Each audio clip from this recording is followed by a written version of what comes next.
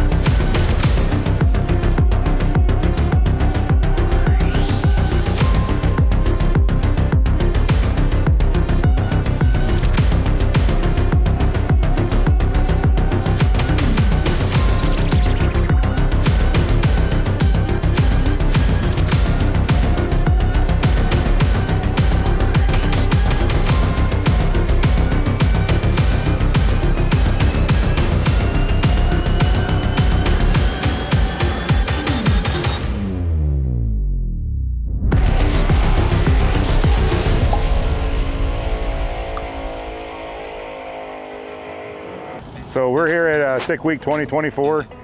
This is my 1981 Pontiac Grand Le Mans Safari station wagon. Truth be told, it actually started life as a 1981 Chevy Malibu wagon.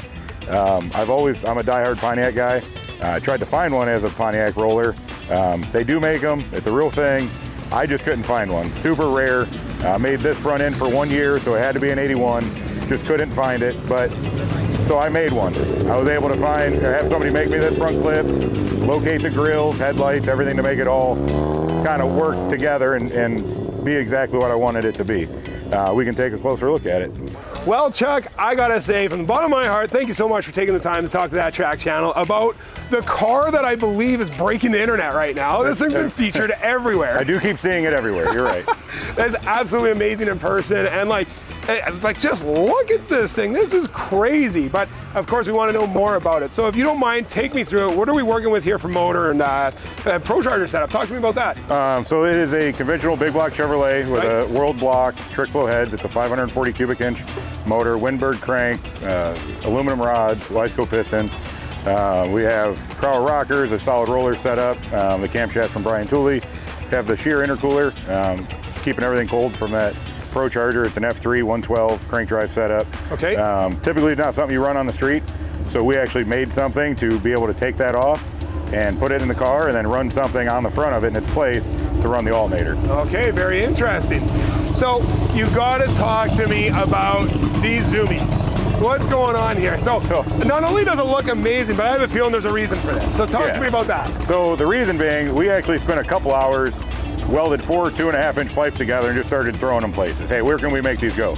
Before we did that, I wanted to do this because I like something that's just obscene and just whatever, you know, just different, hence the whole car. But we tried to go up here, but the radiators need to occupy that. You can, on a stock G-body frame, it's so low to the ground, you can't kick them down and in front of the door or in the down leg of the fender like most traditional cars do, and then actually try to run it on the street. Right. So you go over a speed bump, they'd all be cashed out and we wouldn't be able to. Plus with this, we're actually able to, we built a set of mufflers for it. They're about 12 inches or 18 inches long. And that's more mufflers than any other car here has. You know, I have eight mufflers that are that long. It actually quiets it down about half. Okay. So we have them tethered down with a couple cables so they can't fly off whenever we do some burnouts. I mean, we probably won't, but you know, you never know, because it's not legal, so we can't do that. Of course. So now Sick Week here, what class are we running in? I am doing unlimited iron. Unlimited iron, okay. It's kind of the best class I could find that this car fits into. Okay. Arguably the second fastest class in the whole deal. Yeah. So I do have my work cut out for me. Yeah. It might be a challenge, but we're here for it, you know. Of course. So now, what type of power is this car making? I think you guys had it on the rollers not too long ago, right? Last week, just a few short days ago. Yeah. We got it on the rollers. We made a quick hit to 7,000 RPM with the gear set that was in it in the Pro Charger. It made 1,400. It would probably make 1,500 if we spun it all the way up to 8,000, which is where we're trying to keep it under 8,000 RPM. Last night, after we did a pass here, we wanted a little more boost, so we actually just changed the gear set in it. So we're going to test here tonight and see what kind of boost we're going to make. Of course. So now you guys last night put down, I want to say an 8-second pass, is that right? Yep, 8:04. Now you're hoping this is going to be in the 6s, is that right? Yep. Wow. Just not sick week. You know, not during this, just because of the license debacle. I was trying to get that figured out this weekend. Yep. And just the event that we were at didn't really allow us enough time to make more than 2 passes. So of course. And we needed 2 passes faster than 750, so we just didn't get there in time. Yeah. So we're going to be almost bracket racing this and trying to go slower than 750 every day. Okay. So we have a slip to turn in as our goal. Absolutely, I understand that. So weight-wise, what would something like this tip the scales at? So this one's still really heavy. It's 3580 with me in it. Okay. So still steel doors, a lot of glass in it still. So it's still full frame, 650 cert cage in it. So there's a lot of, you know, stuff going on. Yeah, so a little bit earlier I saw you guys running around with roof racks. Yep. Now, is it true there's a trophy you want to win? What's that? There is. I might be trying to take it from my my friend and business partner, Bob. So okay. He's won it 2 or 3 times already. So. And that's fastest car without a trailer, right? Correct. Okay, so that's going to be pretty interesting to watch. It's pretty cool when I saw it with the roof rack, and you guys will see that in a little bit here whenever it gets set up. Aside from that, do you have any people, I'm assuming you probably have a list, like a mile long, of people you'd like to thank? It's a really long list. Obviously my crew, 4 seats, so I have four people, including myself, going in it. Right. Ray Masters, Logan Sigmund, and Tom Durst, they're going to be riding with me, so obviously I have to thank them. Everybody from Wiseco, giving me, hooking me up with some pistons, Holly EFI, ECU Master, White Parachutes, Winberg Cranks, Brian Tooley Racing, Firecore Wires, Pro Chargers helped me out, 501 Converter helped me with the converter, Tank Fab. I mean, there's so many people that's helped me along, plus everybody that's been at the shop for the last week, 18-hour days, 20-hour days, put this car together in about 7 days. So I mean, it's been a lot of work. You guys have been grinding day in, day out to get this thing ready for this weekend. And still do normal work. Yeah, exactly, right? Now, of course, if he's forgotten your name, we're just doing this on the fly here, right? Yeah, I don't have my list in front of me. Name. But another big shout out, obviously, is going to your business, Big 3 Racing, that's behind the actual build of this whole setup. Correct. Is that correct? Yep. So you guys have a YouTube channel. They can find you at big3racing.net. You're on Instagram. You're on all the social medias, right? Make sure to check them out. These guys obviously are turning the internet on its head right now. Look at this thing. Right. But you know what? Speaking about looking at it, let's go check out the rest of the car. Okay, Chuck, talk to me about the interior in here. It looks like you got is that a 2-speed shifter? Yep, 2-speed for the Power Glide. That's for Motion Raceworks. We have the big Holly Pro Dash in here just so I can kind of keep an eye on everything. Super bright, works really, really well during the day so you can see everything. I also have an ECU Master Dash that goes with my PMU from them. That'll tell me all my diagnostics as far as the computer system. It also gives me another readout for everything that the Holly's reading through CAN bus. So all my passengers, again, I have 3 other passengers, they can read and see oil pressure, coolant temp, just in case they see something I don't, they can alert me of a problem. We have a extra knob on here that's wired into the Holly. It allows me to dial the timing even at the starting line if I want to. No flashing another tune or anything like that. It just puts a whole new timing map in it in case somebody takes the track out in front of me. We have a couple switch panels up here, 12-button switch panels. So I have 24 buttons to control lights, turn signals, horn, traction control, anything I want to. And that's all controlled through the PMU from ECU Master. You can see the 650 cage I have in here. That was all done by After Hours Fab and Performance. We have the rearview mirror, everything we need to be street legal per se. So even a couple of cup holders on this side. Yep, a couple cup holders, and we have cup holders in the back for the rear passengers. Oh, there you go, luxury drag and drive. Oh, absolutely. Got to be comfortable.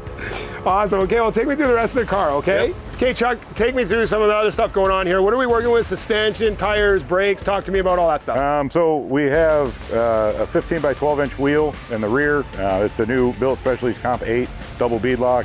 The fronts are their 17 by 4.5, same Comp 8s. I really like these kind of wheels because they almost kind of look like a snowflake, and if anybody knows Pontiac, that's kind of what they're notorious for. So I went with these. They actually got them out to me super quick. For brakes, we have TBM, just put those on a few days ago. Doug Cook sent them out to me super quick, got them on. They've did 175 miles an hour yesterday with no issues. Very happy with that. As far as the suspension goes, we have Viking shocks, triple adjustables all the way around, really helping us slow the rear end down and get it planted. Marty Marilette did the rear suspension. Well, he provided me with all the parts, but we have his upper torque boxes, all the brackets on the rear end to really allow this thing to hook and hopefully get a really good 60 foot. Awesome. So Chuck, have you had much, I guess you haven't really had much time to street test this car. Do you have any worries about the big drives that we have to do this week? Well, so I told my crew members on the way down here, I'm about 70%, maybe 75% confident on the track and about 10% confident on the street drive. Oh boy. So we have about 4 miles of street testing on it. I did run it on the dyno just for 20 minutes at 3,000 RPM just to make sure it wouldn't overheat. But again, everything's new between the suspension. We are going to be changing out shocks every day to change out the spring rates because we're going to put an extra 2,500 pounds on top of this car. So we have to change all the springs and shocks out on the car. So not fully tested on that either, but I brought stuff. So we have the crew to make it happen. Either way, I feel we're going to get down the road. Well, the nice part too, with 3 extra guys, surely they can push it. Worst case scenario, right? Don't tell them that, but that might be partly the reason they're here. Okay, well, in all seriousness, hopefully we're not doing any pushing this week. Hopefully everything goes as planned. As you know, I plan to follow you for the next 5 days, 4 tracks, and hopefully you don't have any serious issues or breakdowns like that. And yeah, let's see how the week goes. I hope this one's all about you, man. No, absolutely. Thank you. I appreciate it. Thank you.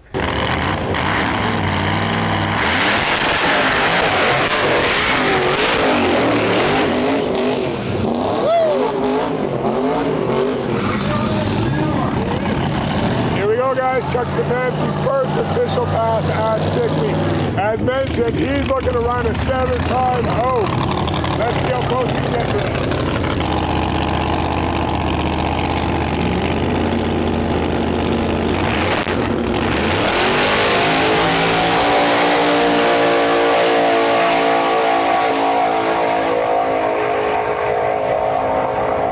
Unfortunately, red lit, so no time on the board. So Chuck, first run here at Sick Week. It looks good from where I was standing, obviously minus the red light. Do you want to take me through the run? What happened? Yeah, so actually it started kind of misfiring a little bit. I wouldn't idle even before the burnout, so I figured get a good burnout, good hot burnout, maybe kind of clear out the plugs a little bit. Didn't go as planned. It still didn't idle real well afterwards.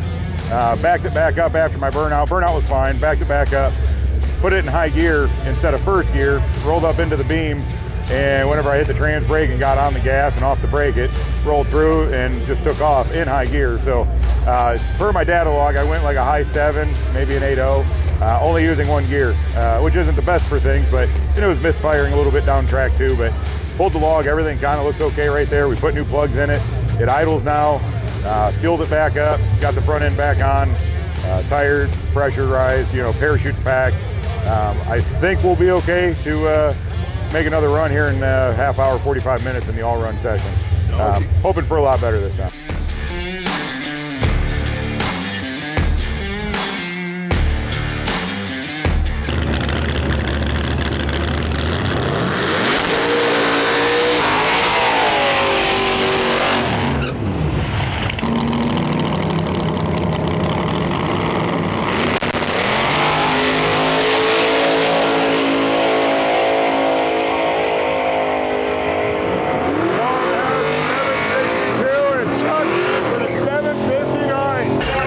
Stefanski, how are we doing today? Much better today than yesterday. Yesterday was a tough one for us. Mainly me and Rick. It was tough for us. Yeah, but, you guys had a late arrival into Bradenton. What time did you guys get in? It was about 4:30 in the morning we got in. And we had to wake back up at 6:15. Right, now it's still early in the day, and for you guys watching at home, you might be thinking that they're unloading, but no, these guys are loading because they're one and done. Talk to me about your run today. So today I left the tune-up the same, did nothing different, other than we took the alternator belt off, so we wouldn't worry about losing the pulley like we did yesterday in the burnout, because we don't have another shot at that one, so we got to keep our alternator going. We took our chance at the track, and we went a 7:59 at 180. I still never looked at the data log. I don't know if I clicked it off early or not, but it seems about what it should have went. So I don't think I did at 120, 60 foot. Everything down the sheet was a new personal best. It's not hard to do whenever you only got 5 passes on the car, but very happy with it. extremely happy with it. Absolutely. Now, if anyone was deserving of a one and done, I think it's you guys.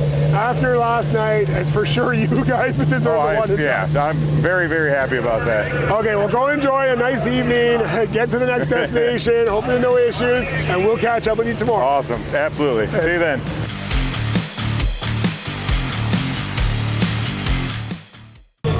Well, Chuck, day 4, we're at South Georgia Motorsports Park. Unfortunately, I missed your day 3 action. I got too tied up chatting with your partner and missed your run. I apologize about that. No problem at all. So we got to catch up a little bit. Talk to me, because you were ready to throw in the towel the other night. What happened? Talk to me about it. All right, so day 2 at Bradenton, we had a phenomenal day. Everybody was one and done. I thought we were going to hit the road early. And we got loaded up, went to go leave. Halfway around the top end of the track on the way out, I had a smart coil burn up on me, started oozing juice out of it and shut the car down. I got that replaced. At the same time, one of the other guys with us lost an alternator belt. Fast forward 5 hours after getting that fixed, we decided to depart, and we got to just outside of Tampa and stopped at a gas station. And when I went to go turn on the interior lights in the car, and the whole computer system that controls everything in the car, pretty much all the wiring, did nothing other than half light a couple things and started pulsing the horn for some reason. I fought that for probably a good, 2 hours trying to diagnose it and communicate with that PMU, and it would not communicate. That's when I was ready just to throw in the towel. I couldn't figure out a way to, I had one toggle switch and one relay in my bag.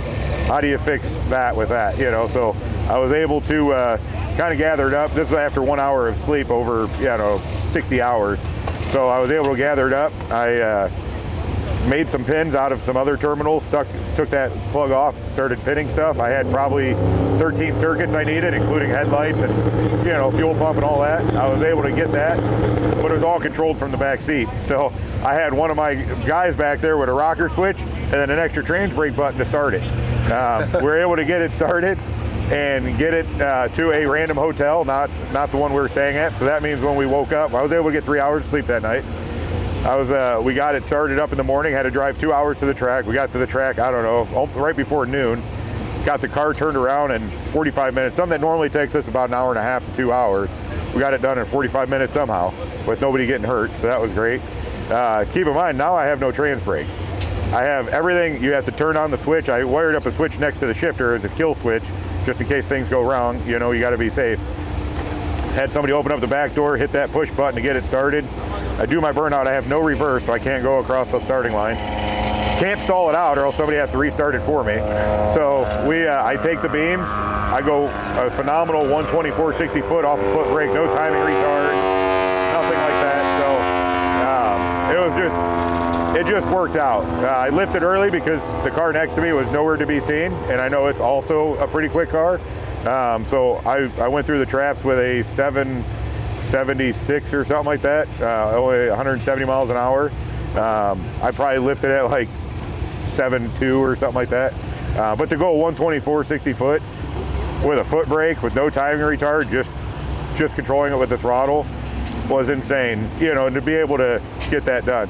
Absolutely, that's incredible that you were able to foot brake it and still run sevens. Now, I think I was looking at the standings. Are you currently still sitting in 4th, is it? I'm still sitting at 4th, so that's why I'm so determined. And right now, it's the same scenario. We have not fixed it. I have some pins jammed in there. I have minimal things working, just enough to make a pass and cruise down the road. So do you have a backup PMU coming or anything like that? So tracking shows it'll be here at 10 a.m. Okay.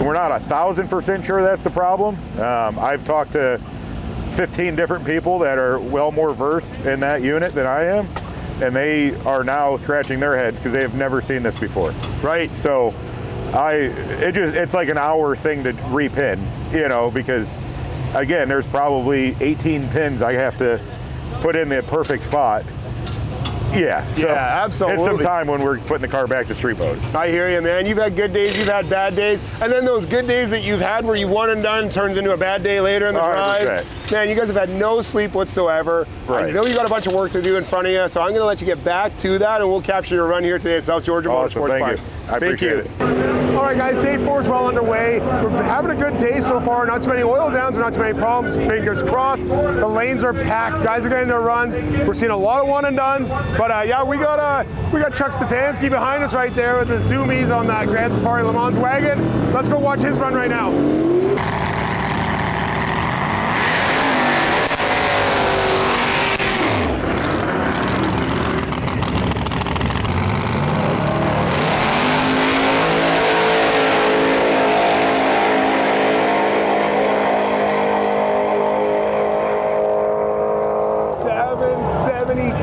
170 mile an hour. He's probably pretty happy with that. All right, so it's day 5 here at Sick Week 2024. It's kind of wrapping up. Very, very excited about that. As much as I'm happy about it, it's also sad because, you know, we got to go back to our normal lives here after today. But again, it's been a hell of a week, so we're very happy that it's coming to an end. Yesterday at South Georgia, we had a couple. Actually, a great victory. We win a 772 off a foot brake because we didn't have any kind of trans brake because the PMU was bad. We did have one overnighted for early AM. We actually had it before our pass, but we weren't about to mess what we had going on. We needed to make a good, clean pass. So I then changed it out after our pass. Worked through a couple bugs, but as of right now, knock on wood, everything's working. Very happy about that as well. So this will be the first time since Bradenton that we actually have a trans brake.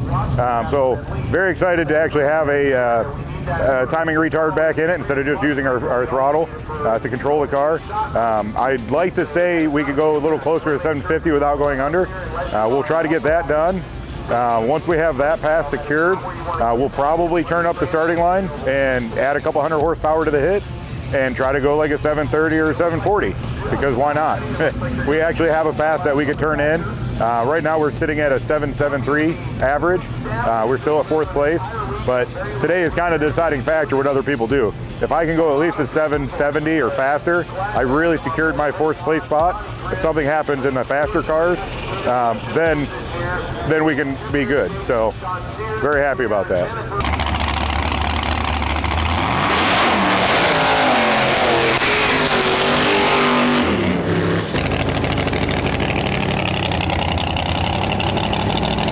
Guys, arguably one of the coolest cars of Sick Week. Mr. Chuck Stefanski pulled up for his first time here at Orlando on day 5 of Sick Week.